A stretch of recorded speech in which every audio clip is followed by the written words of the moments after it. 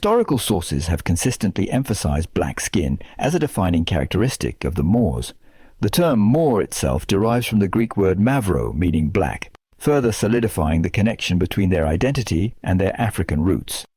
Marcus Manilius, in his 1st century poem Astronomica, explicitly connects the name Mauritania, modern-day northern Morocco and Algeria, to the skin color of its inhabitants. He states, Mauritania derives its name from the color of its inhabitants. This connection between the land and the complexion of its people was later reaffirmed by Isidore of Seville, a 7th century scholar, in his encyclopedic work, the Etymologies, AD 625. Isidore further explains the etymology of the term Moors, writing, "The Maori are called by this name because of their color, as the Greeks use the word Mavro to mean black. Indeed, being affected by the intense summer heat, they acquire a black color." He further contrasts Mauritania with regions like Gaul, drawing attention to skin tone as a marker of geographic and ethnic identity. Mauritania is named after the color of its people, for the Greeks call black Mavro. Just as Gaul was named for the white skin of its people, Mauritania took its name from their black skin. In the Etymologies, Isidore also catalogues the distinctive traits of various ancient peoples, framing physical appearance as a form of cultural and ethnic distinction. After describing practices such as Germanic hairstyles, Gothic facial hair, British tattoos, and Jewish circumcision, he highlights the Moors' striking features. The Moors have bodies black as night, while the skin of the Gauls is white. This juxtaposition underscores how ancient writers often categorized Moors as black. Juvenal, in his work, The Satires, late 1st to early 2nd century AD, makes explicit reference to the black skin of the Moors, emphasizing it as a distinguishing feature. "I complained just now that you were not served with the same wine. Why, you are not allowed the same water. Some Gaetulian footboy, or the hand of a raw-boned black Moor, gives you the cup."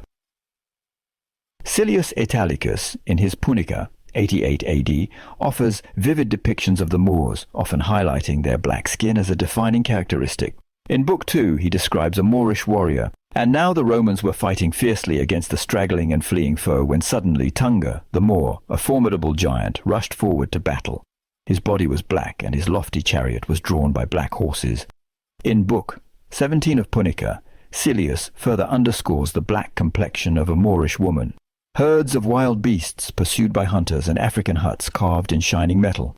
Not far off, the savage black sister of a burned Moor soothed her lioness companions with her native speech. Similarly, in Book 8, Silius emphasizes the presence of black-skinned Moors among captives and warriors.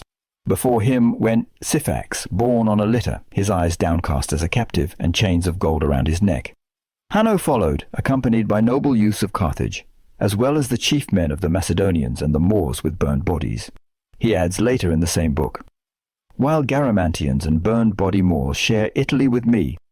In his 5th century work, Iohannis, Corippus also highlights the black skin of the Moors. "There sat a woman, horrid to behold, the same color as her black children. They were like the young of crows, whom you can see turning black as their mother sits above them." In another passage, Corippus emphasizes a Moorish woman's striking black complexion. "A Moorish woman appeared, her face black in color, dreadful, and twisting her eyes, which were covered with flames. Then she began to speak. 'To which shores do you direct your fleet? Do you think to cross into Libya?' In yet another part of the work, Corippus recounts, "Amid the tribes, carrying commands, I ran, and upon arriving I saw a fierce tyrant beneath a cliff in the highest mountains. Then he calls the rebels, summoning them with a blast of the trumpet. The Moors' crowd gathers, rushing with swift course, and their black faces fill the tents." He also mentions 4 Moorish warriors, the black Mananasan, black Lamaldan, black Mamonis, and black Sacoma.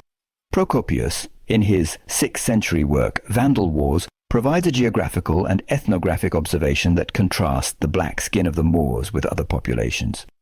According to what this man said, beyond the land over which he rules, no humans dwell. Instead, the land extends as a vast desert for a great distance. Beyond that desert, there are people who are not black-skinned, like the Moors, but rather have white skin and blonde hair. Such indeed is the account as it stands.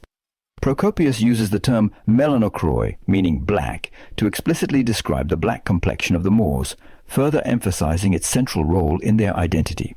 Martial, in his Epigrams, also references the physical characteristics of the Moors, particularly their hair. This man, with kinky hair, walking like a Moor, admits he is the son of the cook, Santra. The term retortocrine refers to the kinky or frizzy hair commonly associated with black individuals, a feature also depicted on Trajan's column. Does this Moorish cavalier depicted on Trajan's column with his kinky hair, full lips, broad nose, and large eyes look white to you? These historical accounts consistently highlight black skin as a defining feature of the Moors. In these texts, the Moors' black skin emerges as a crucial marker of their distinct identity, emphasizing its role in shaping historical narratives.